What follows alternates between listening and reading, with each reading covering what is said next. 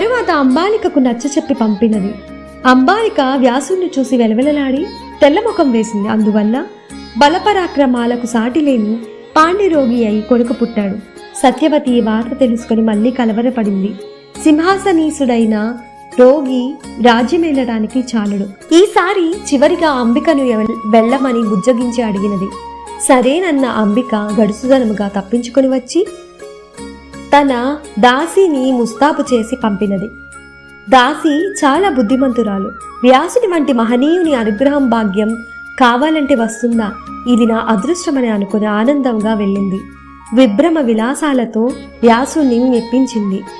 సర్వధర్మ విశారదుడుగా కొడుకు కలిగినాడు. కానీ సత్యవతి కోరిక తీరలేదు.